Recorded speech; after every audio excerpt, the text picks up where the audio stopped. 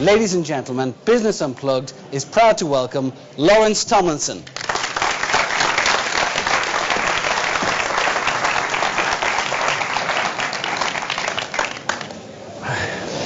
That's very kind. Let's trace the journey before your success. Where were you born? I was born in Batley, not too far from here. And what's your father's name? It's the same as mine and the same as my grandfather, called Lawrence. And just for the audience, LNT? Neil. Neil. What's your mother's name? Christine. When you were born, what was Are they going to get any harder, these questions? Yes. This picture I have of you in the News of the World... Yeah. Can you explain this? Yes. Well, you see, it's like everything. Nobody is going to like you until they know you. So we're starting gently. But I do promise you, I do have the questions. So I'm going to switch from being almost, I suppose, pastoral and sitting in the psychologist's chair to going into Jeremy Kyle, scenario later on. No, I promise I won't. What was your father's occupation when you were born? My father was a wagon driver, and I used to travel all up and down the country with him, which was quite good fun. My grandfather would sit in the other seat, and we'd just load the wagon up, A to B, come back. Made a few quid doing that. Were they your biggest inspirations when you were growing up? I think your parents are always there for you, but I used to spend a lot of time with other people's families, and I suppose I was a little bit like a cuckoo in some ways. I used to pick up pieces from all sorts of my friends' families, and I'm sure they did with my family. Yeah. Many successful people in business say there was one moment, or a series of moments, that changed their life. Bill Gates talked about the moment he picked up the Popular Mechanics magazine, and it completely transformed his thoughts about software. What moment in your childhood inspired you? I can't really answer that question, because I don't have that moment, and I'm not really going to make it up, because I'm not a kind of guy who, a lot of people in the audience know me, like Steve there, but I'm not a guy who makes things up and does that just for the publicity of it. There's a few incidences that have happened along the way that have changed your life. I could still be working as an engineer at Holset designing turbochargers, apart from I'd been offered a company car that was for sale, and I felt a bit miffed about it, that the chairman had nicked it for less than market value. I wasn't being promised to go out on the open market, so I kind of instigated part of my leaving and setting up my care home business. Yeah. So it was the final straw, so that I could still have been doing that. There's certain things that just you do for whatever reason happens around you. Yeah. Before we actually get into the business, can you tell us, what is your greatest talent? I think my greatest talent is not being talented at any one particular thing, but I tend to try and get to 85 to 90% of the best and put in 10 to 15% of the effort. So if I want to start motor racing, I'll learn things really quickly, and I'll ramp up to be as good as I can be. I kind of missed the jig on that a little bit because I started too late. But if I want to understand the accounting software that we're currently using at work, I will spend a degree of time doing it, and I will get to 85% of the best people that we have. So they can't, I was going to say bullshit me, but that's not probably the right thing to say, is it? But if you get to 85% of it, you know who's really good at what they do. And so that's what I try and do best. Yeah. Not be very best at anything. Let's look at the business. You mentioned Holset. You also worked for Wellman Bibby. Yeah. So you had this passion for engineering. You went to Huddersfield College and Bradford University. Just explain to everybody the transformation where you went into the care home industry, why you did it, and the chances you took. Well, I left school when I was 15. I'd done my O-levels, and I did all right at O-levels. Went to Batley Grammar, which was a really good school, actually. And I went through a phase of not really wanting to go to school. I particularly didn't like Latin, and the headmaster took it, and I thought it was quite funny not to go with him teaching it as well. I used to get into a bit of trouble. I used to spend more time in Saturday morning detentions in class sometimes. And then I kind of wasn't sure what I was going to do at school, and a friend of my father's was teaching at Kitson College, and I was really drifting, so he said, why don't you do an engineering course? And I was quite into computers at the time, and I thought, well, computing is going to be the future, but he said go into engineering. And his logic was, everybody's doing computing, and it probably won't catch on. And when you leave university, everybody will be qualified as software programmers, and there'll be no jobs for you. So I went into engineering, really. And what was the rest of the question? The rest of the question was, you'll have to stick to the script. Sorry. The question was, how do you go from engineering into care homes? Oh, okay, yeah. So that's how I got into the engineering side of it. And I did my degree at Bradford University, and I got a very happy 2-2 degree. Spent a lot of time watching rallying. And I was headhunted by Halset to go and work in Huddersfield. And my parents at the time had set up a care home, which was running a small 16-bed care home at the time.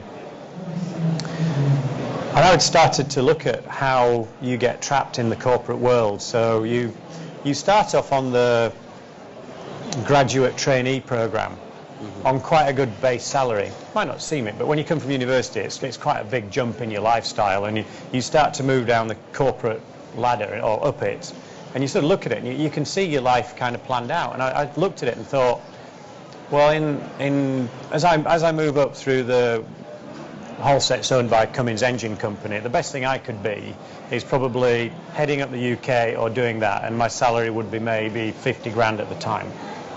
And there's not a lot of,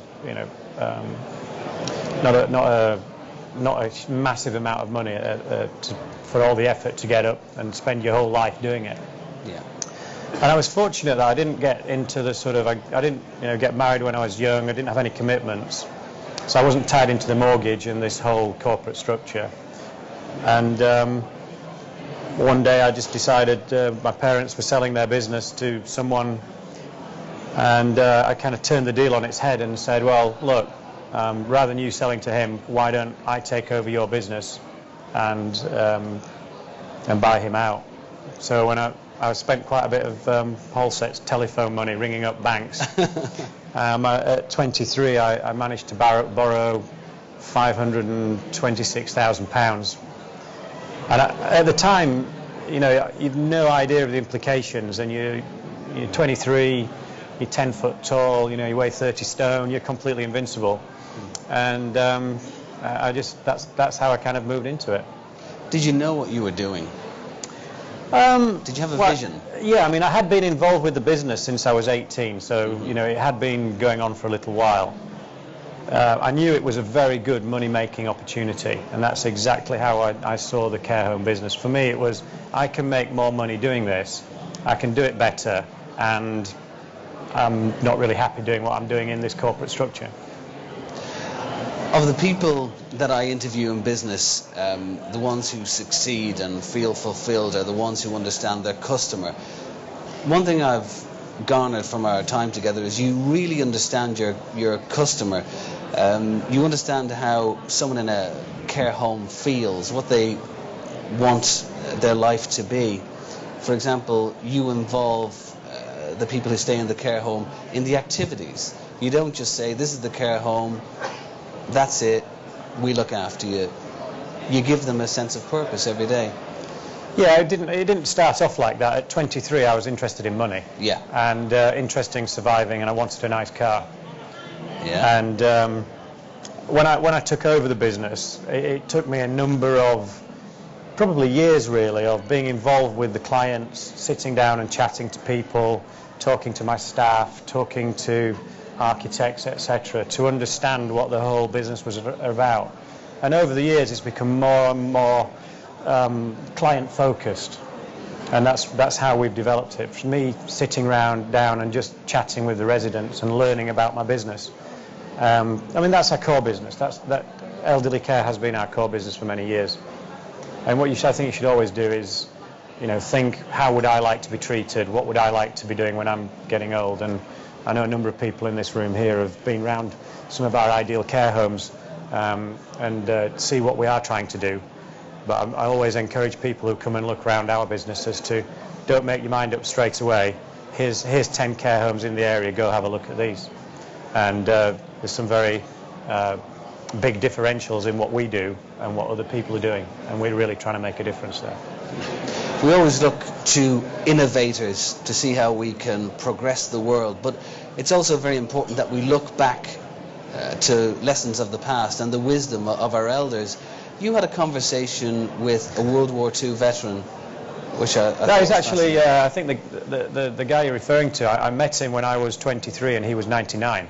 Yeah. So we were just sat out on the terrace and having a cup of tea, and the conversation you're referring to is I was really curious because I was a young lad and he was coming to the end of his life. You know, what was the biggest impact that he'd seen in his whole life? And I think the shuttle was probably going then, or there's certainly space activity. Aeroplanes had been invented and all those things.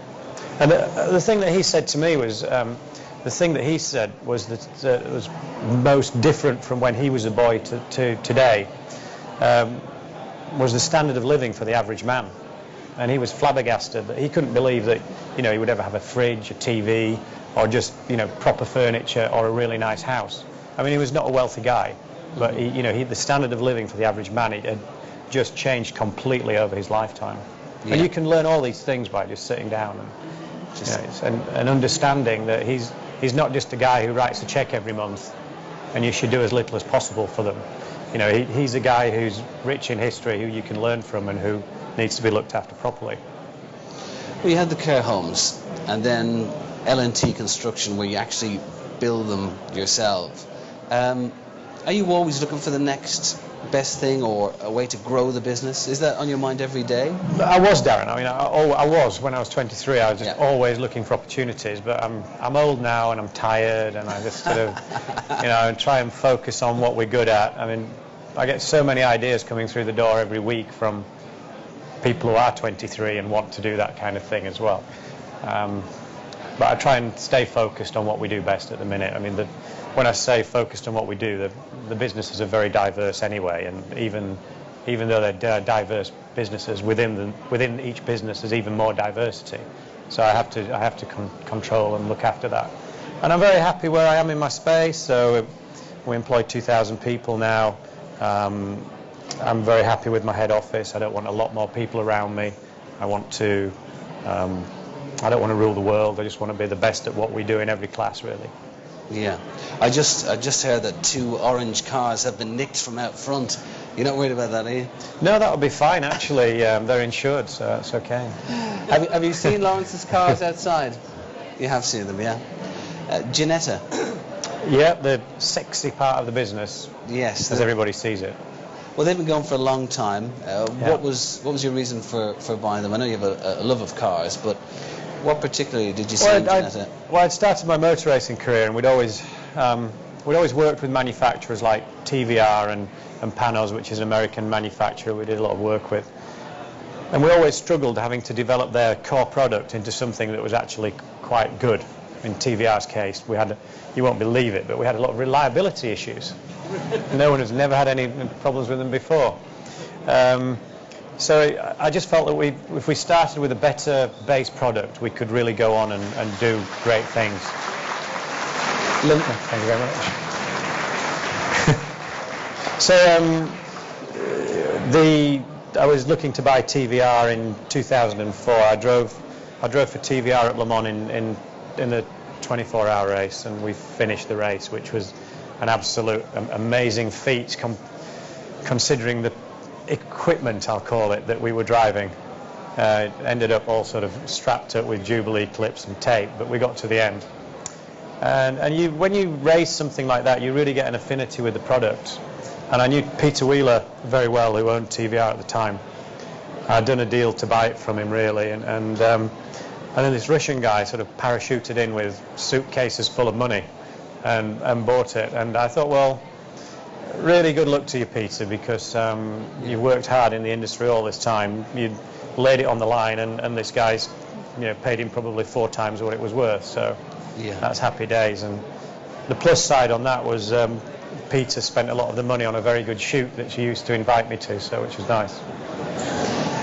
We were talking earlier on, you mentioned about racing, the dedication it takes for racing. On December 31st, you decided to live a cleaner life, shall we say? Well, just with regard to intake. Yes, intake. When is the next race? I'm possibly racing on Saturday if we get the engine built up in time at Silverstone in a 3-hour race. Silverstone, yeah. Mm-hmm. When you say get the engine built up in time, what does that mean? Well, we design our own engines now, so we're building a new V8 engine for the car. Yeah. So we've got a very tight time scale to get the engine into the car and, well, build the engine, dyno test it and put it in the car. Yes. And if it's not ready, I won't be racing. The success of Jenson Button and Lewis Hamilton, has that trickled down to your industry? You know, where exactly you are in racing? Yeah, well, in some ways, we run a junior series for 14 to 17-year-olds, and if you ask them whatever they want to do, they want to be the next Lewis or next Jenson. Yeah. So there is that element to it in that part of the business. But I think what you're kind of referring to earlier is that, you know, every 31st of December I stop drinking. Yeah. And when I'm in a middle of a kind of a what's going to be an important season for me, it's a whole European Le Mans series, and I won't have a drink until I win one of the first races. I must say, by June, sometimes you're a bit desperate. But and then you know all the training that goes with it. So you have to be very disciplined in endurance racing. How warm is it actually in the car? The TVR used to get to 60 degrees C, which is pretty warm. You're sat in the car, you've got your drinks bottle, but you've got your fireproof underwear, so long johns, you've got your boots on, you've got your race suit, balaclava, gloves, helmet, so you don't get to cool down a lot. It is physically demanding, especially when if you go to Le Mans and it's a hot race, sort of you might have a 32-degree outside temperature, and you know, a lot of people in the old days when it was proper sport and you weren't allowed air conditioning, you used to sort of collapse and stuff. You gave me some advice if I'm going to hit a wall to actually take my hands off the steering wheel. Yeah, we have a lot of in-car video, and sometimes you see people crash in different ways. You see the in-car with Formula One when they're going to the walls, and they've all been trained exactly what to do when they're going to crash. But in our cars, we get sort of fairly amateur drivers as well, and just before when they leave the circuit and they know they're going to crash, there's all sorts of stuff goes off. So you see the ones that are fighting like mad to stop it crash, and then you see the ones who let go of the wheel and go, ah! And the combination is actually a combination of the two makes it work. So you fight with it as long as you can on the track, and then you fight with it on the grass, and then just before you go into the wall, you actually then let go of the wheel, otherwise it breaks your thumbs when you go in the wall. LNT Solutions. You recently kept German airports open. Would you explain to us LNT Solutions, how that came about and what you're constantly trying to achieve? LNT Solutions was originally a company called Basic Solutions. I went on a TVR track day, met a guy who was the driving instructor, and we just got chatting, and we ended up in the pub, and he had this chemical business which I bought for him, and it used to make sort of lots of little products, cleaning products and things like that, and they had a product that you used to spray on the windscreen if it was going to be cold at night, and it would stop the ice forming on the screen. And from that we then developed a product that you spray on the third rail on the rail network, which keeps the trains moving. The product was great actually. It was better than the incumbent and worked very well. And then from that we were speaking with Network Rail about other opportunities, and we now do the product that stops the leaves on the line causing the trains to slip. It's a product that can be sprayed at 60 miles an hour, where the previous one could only be sprayed at 40 miles an hour, so it's much easier for the rail network to use.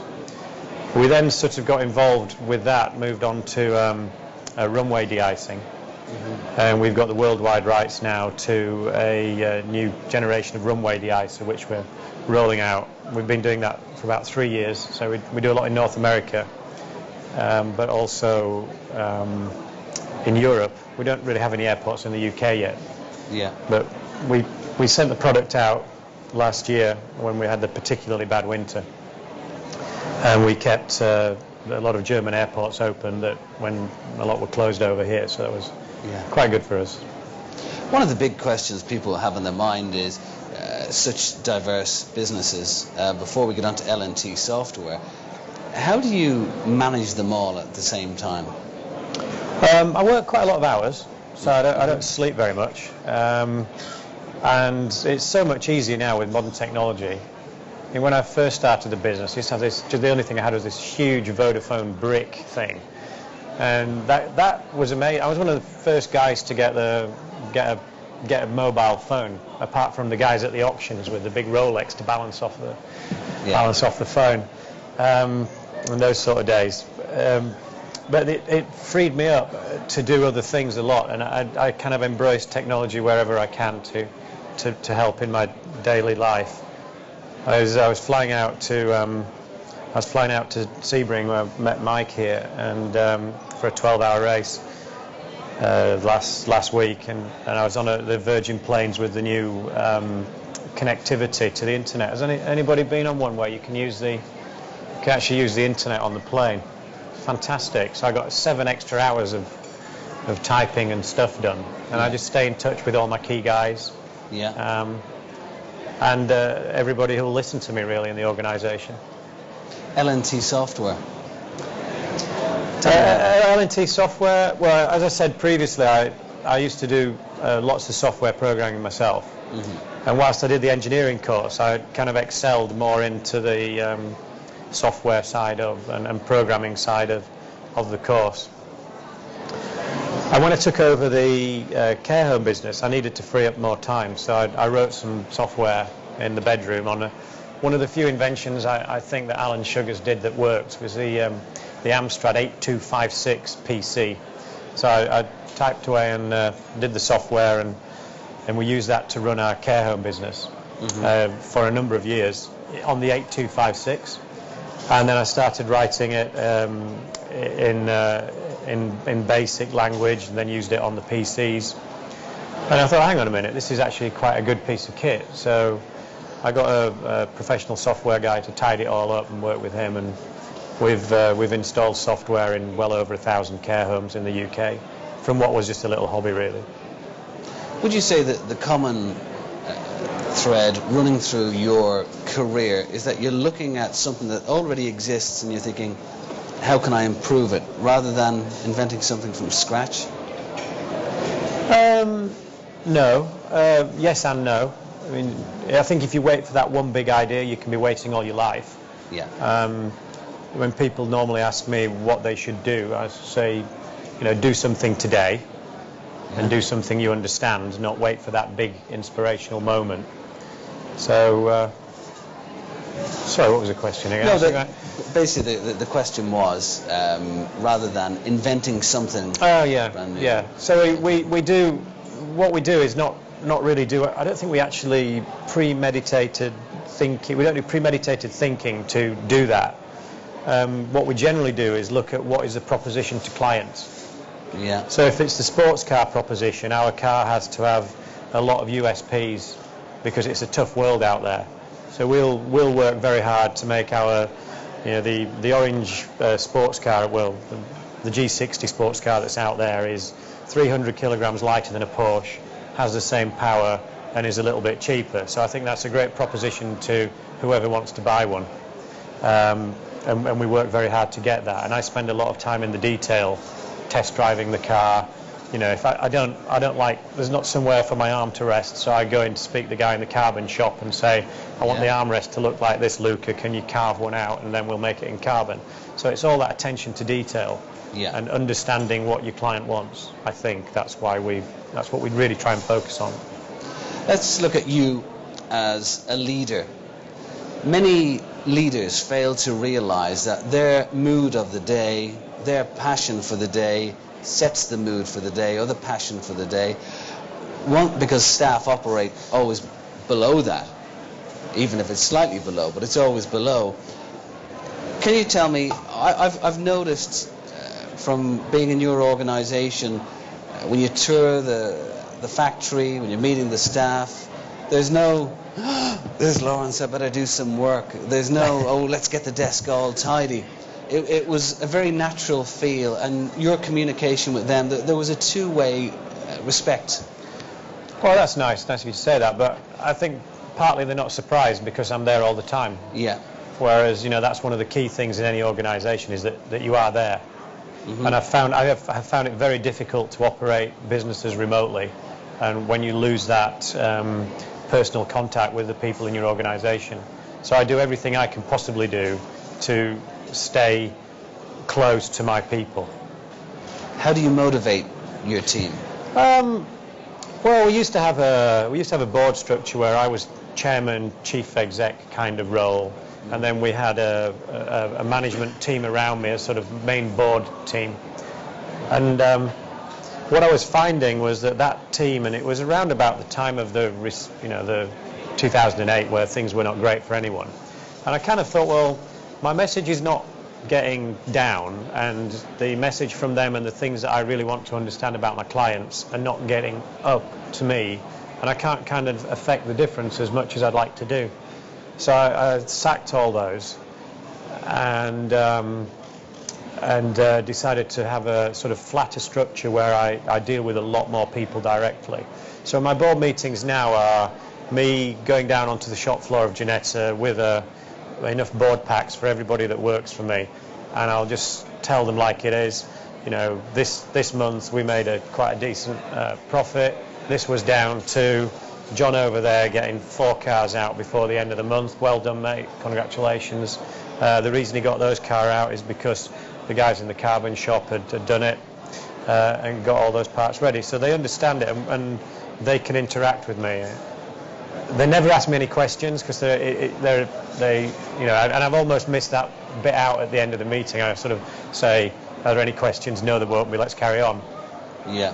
So I don't get that definite interaction, but because I share the message with them, when I walk around the shop floor, someone will take me to one side and say, have you ever thought about painting the bonnets in a different way? And I'll say, that's a good idea, why didn't you mention it at the board meeting? I said, well, you know, there's 50 people there and I'm a bit embarrassed. So that's kind of how we do the board meetings in there, and I do that with all the businesses. And then I take, on that particular day of board meetings, I then get everybody from all the companies that's in those days, and then I do a little presentation to them, whizzing through what each of the businesses within the group does. So then they understand not just that they're the guy who fits the bonnet clips and that's what they do, but they're part of a bigger organisation and they can affect change, and they can change businesses if they want. But you know, we just try and include everybody in that.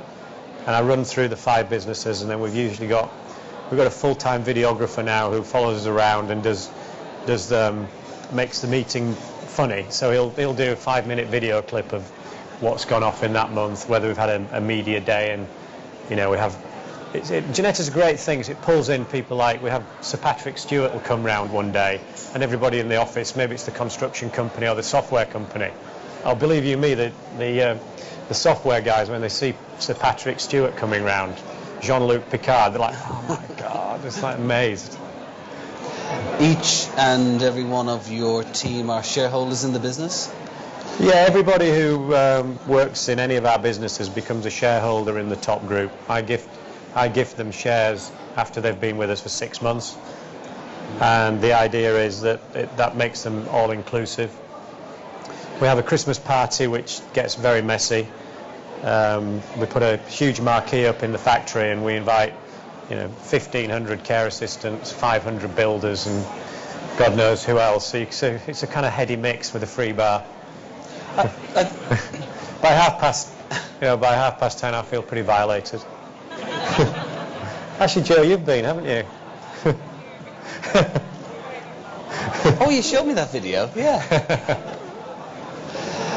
I think it's very important when you talk about them being shareholders, that they're not divided into the 5 different companies, that if Ginetta does well, the rest of the company does well. Would you like to explain your philosophy on that? Yeah, I mean, it's fairly straightforward. I mean, everybody in the room's probably got some business connection, and you'll be going through a different growth cycle within your business. And if you're investing heavily in that business, it might not make profit for 5 years. So why should someone who's actually working really, really hard for me in a particular business, in a sector that we're wanting to invest in, not share in the overall wealth of the group? And it levels things out, so people are always going to get a dividend, and it makes it feel real to them. We always try and pay a dividend which would represent a care assistant getting about £1,000 or thereabouts, and we try and pay it before their summer holiday. So if it was a single mum, she'd get 900 quid or £1,000, and that's quite a nice holiday away. Makes a difference. Let's do a case study, I suppose. Actually, can I just say one thing? Yeah, far away. One of the things that we find from that, in the 2.5 years we've worked with our particular Ideal Care Homes brand, we've not had 1 hour of agency staff in any of the homes, and we say about 1,700 people working for us over 2.5 years in that industry. It's absolutely unbelievable. It's a really key stat for us there. Let's do a case study, a what if, a Harvard Business School case study. 2 staff are having a major dispute. It's going on for a long time. What do you do? I don't really understand the Harvard Business School bit of it. Well, I'm not peering into your business. I'm just saying a what if scenario. Oh, okay. So you've got 2 guys having a row about what? Whatever. It could be over design, it could be over software, it could be over falling out over a coffee cup or whatever. And it goes on in every organisation. Yeah. The petty little bits that grow into bigger bits. I just throw them a pair of boxing gloves. Is that what you do? I don't know. We'll leave it to them to sort out. I don't know, if I don't really want to get involved with everything we do. Normally, people in our business are going in the same direction. Yeah. And there might be just slight conflicts, but we don't honestly get that. And usually, if we've got people we don't like in the business, we just remove them. So if the guy had an argument every day with someone, and the other guy had only had 1 argument, it'd be pretty sure that the other guy was a bit of a waste of space. Yeah. Obviously, we'd have to go through the proper procedure, which would involve me throwing him out the door. Yeah. One of the world's most famous CEOs, Jack Welch, who's now retired, he said, you can forgive an employee most things, mistakes, whatever, but one thing you cannot forgive is their inability to integrate themselves with company culture. How do you ensure that your staff buy into the culture, believe in the culture, live the culture? Well, I don't really, because there are people who work for me who are absolutely fantastic, who just want to come in at 9 o'clock and go home at 5. I've got a particular lady that's worked for me for nearly 20 years, and I'd love her to run the whole department, and had she wanted to do that, she would have had every opportunity to do it. But she comes in, I know that it's a very safe pair of hands in that particular situation, suits her, suits me. So I don't want her to sort of stand in front of a load of people and go, whoopee, it's our conference, let's all go crazy. I just want her to come in and be happy in what she does. And that's one type of person. The other type of person we employ are the ones who want to get on and want to run with it and, really want to embrace what we do. And those are the 2 types of people we employ. The third type is probably the guy who you're talking about having an argument. Yeah. What would you say is your biggest regret in business? I'm happy where I am, and I did once, when I was doing my software thing, I came up with this They used to have a touch screen under the counter where you did your vegetables and things, and you'd press them in the supermarkets. Yeah. And I looked at one of those, and there's a company had gone bust. I ended up with 5 of these screens, and I thought, those are good, because you can like touch it and you can make the software work. That's quite clever, that. And so I took those 5 screens and I integrated them into a PC. And then I found out that you could put jukebox music onto the PC. And then I could access all the music on the PC through these touch screens. Mm-hmm. Maybe I should have done a bit more like Steve Jobs did. See, it was basically, I had exactly the system that they came up with for the iPhone or whatever it is quite a while. When they were doing the iPod. Yeah. 4 years, 5 years prior to that, I had this completely working system in my house. I mean, it was great. I used to play like 1,000 songs. What you've got now today on your iPhone, I had written the software to work it probably 10, 12 years ago. I mean, the wife went nuts because I knocked loads of holes out the walls and sunk these screens into the sitting room and put a frame around them. And they also acted as a picture during the day, so you could, I think do you remember the screensaver where you had the fish in a tank? Yeah. So you used to have that, and then you just touch it, and then you could access everything. So that is, I don't regret it because I enjoyed doing it, but I regret perhaps not making as good a job as Steve Jobs did. Tell me, how did it feel when you picked up the Sunday Times Rich List and saw yourself 151st there? What was your initial feeling? Well, I'd managed to stay out of it for a long time before I got in it. And as an organisation, we're not, we just used to get on and do what we did. We had a sale in June 2007 of a business. Great time to sell your business, June 2007. And that hit. The purchasers wanted the exposure, and so that therefore catapulted you into that list. So what did I think? I thought, well, that looks all right. Just all right. Yeah, it's not my lifetime's ambition. It's coming out again in another few days, another month or so. One thing I noticed from studying your business, you're very passionate about, I mean, it's one thing to look at the figure and see 500 million quid, but you're very passionate about reinvesting it. Even when we had a conversation about Ginetta, you were talking about long-term plans, you were talking about designs, you were talking about people. It's obvious that the money is not your number one consideration. No, I think I had a plan when I was 23. I wanted to make $1 million. And then I got to the $1 million and I thought, actually, to be really, really safe, what I'd like is 10 million.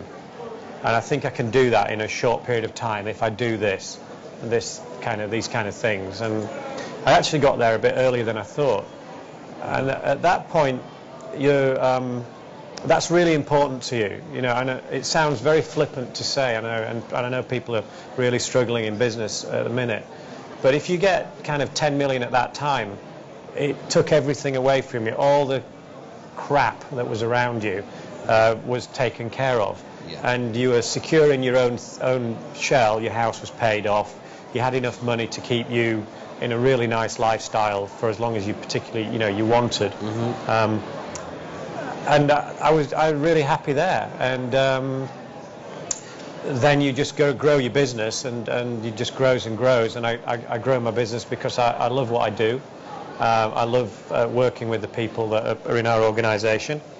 I have tantrums from time to time, and I get really cross and frustrated about certain things. But overall, I really like what I do.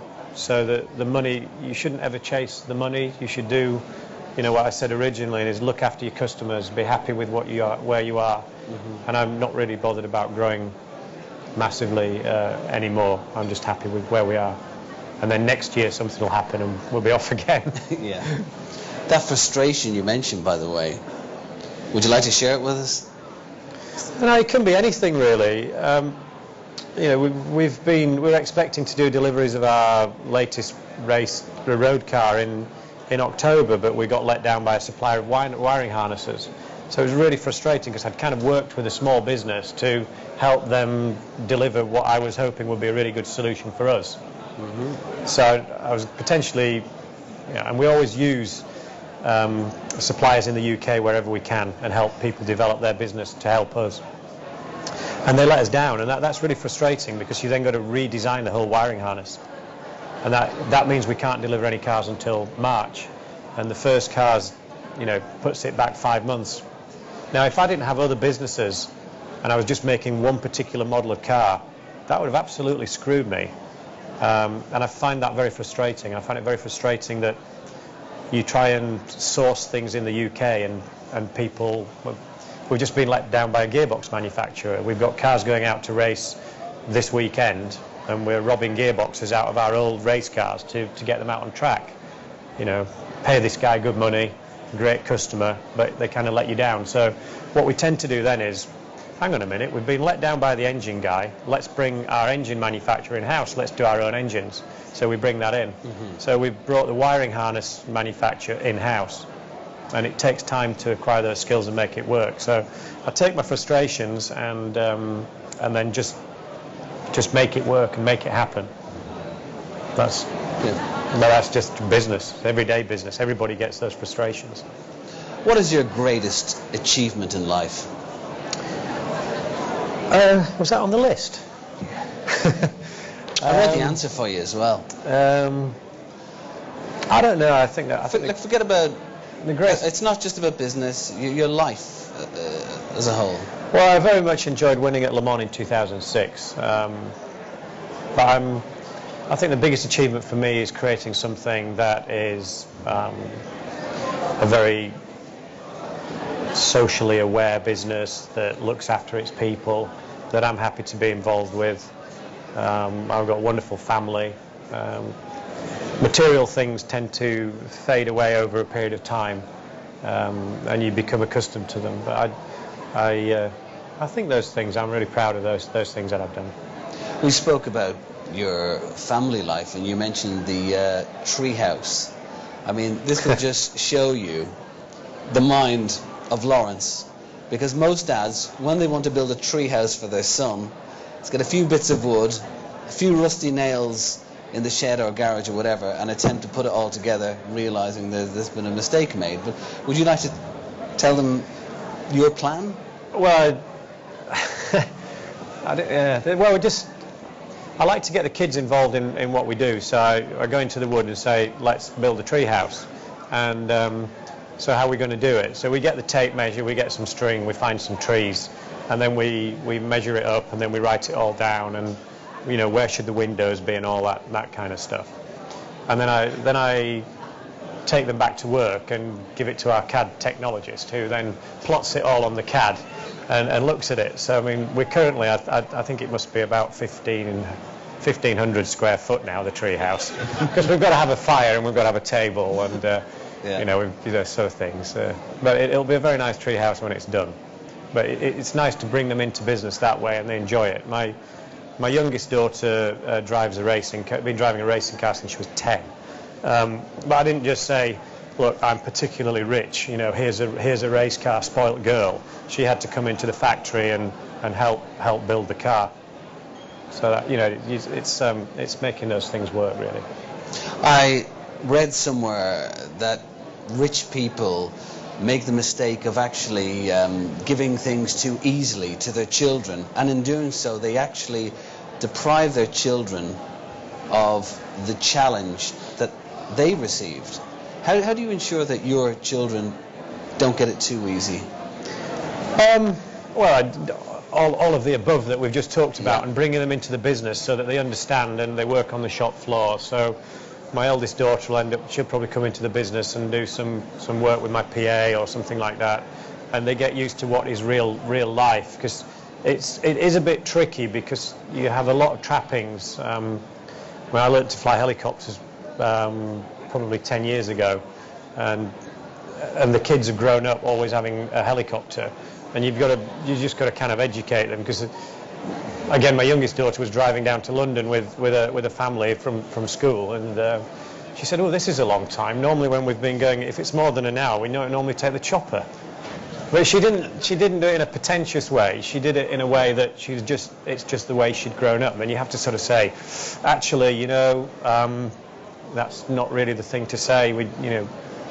Yeah. But you have to guard them and sit around and chat with them. Mm-hmm. So we had a family that was stealing from us from our business, and they knew the people involved in that business.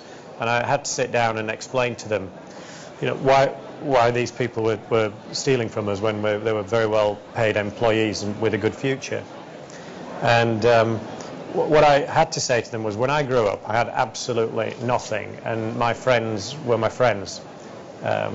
You will never know whether your friends are your friends or whether they just like you for your money.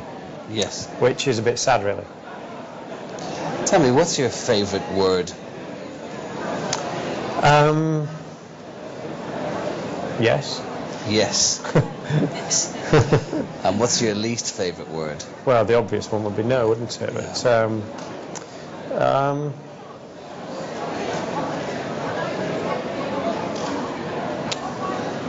But money's not a particularly good word, really.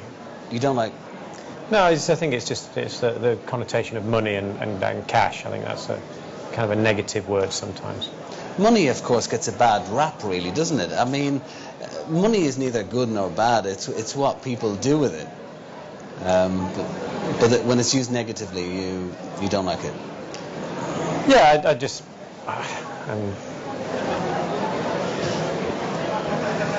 it's not a particularly brilliant word. So yeah.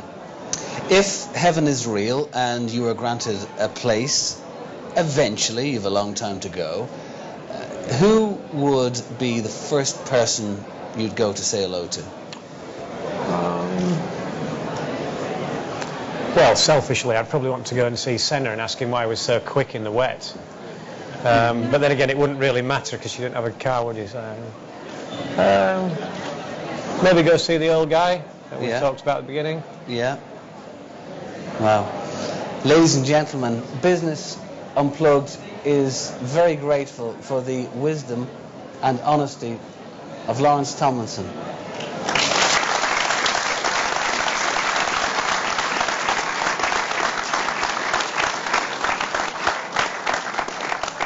Now, I believe we have some questions for you, Lawrence. I should have read yours, shouldn't I, first, probably? Yeah. Lawrence, as a dedicated philanthropist and a very successful businessman, how do you decide which charities to support, and what effect, if any, do you feel this has upon your businesses? We do some stuff with the Prince's Trust, but what I like to do is look after the people within our business. So I'm very happy. We have a lot of people on low incomes who are care assistants or cooks or cleaners, and I try and look after them first, and then I can make more of a difference in their lives than giving money to a charity with a lot of third-party management. But I enjoy being associated with the Prince's Trust. The second part of that question, how do you feel that the partnerships with charities make a positive impact to your business? I'll get a nice type in. And we've done several Prince's Trust events where we've had ex-offenders who've come and worked with us in the construction industry, which has worked both ways for them and for us. So that helps.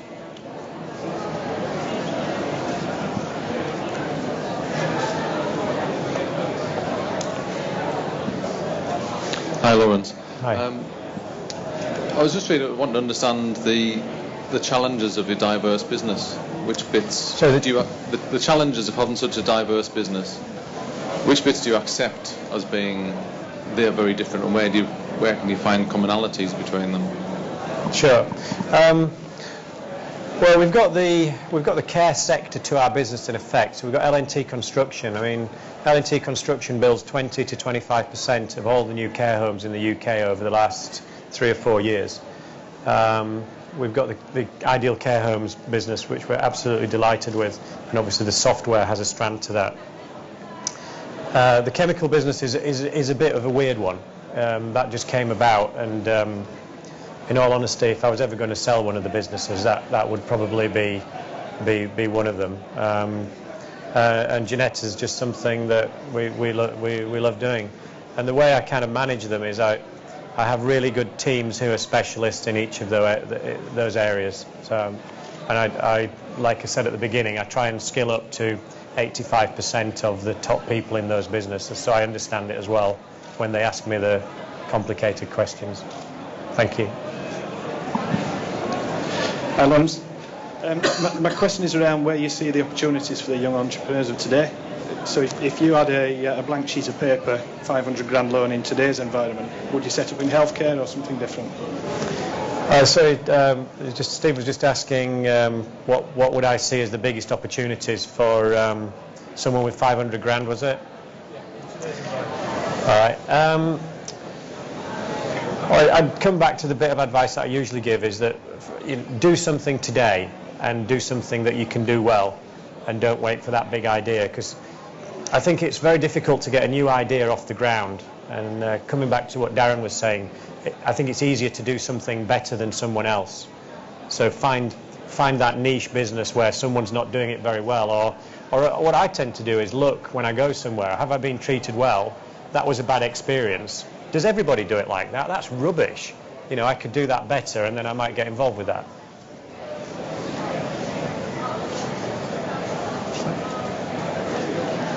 Samantha from One World Travel in Wakefield. Thank you very much for a wonderful session. It's very inspirational. I'd just like to know, Lawrence, if you were to be able to have some saying in today's budget, what would you like to see that's going to happen to make our economy happen in the UK? Well, I was kind of dreading that question. But I understand cigarettes are going up in price, which I'm quite happy about because I don't smoke.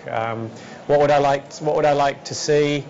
I think the big issue we've got currently is perhaps not something that would happen in the budget today, but it's how the government frees up capital for small businesses like everybody here that's here today.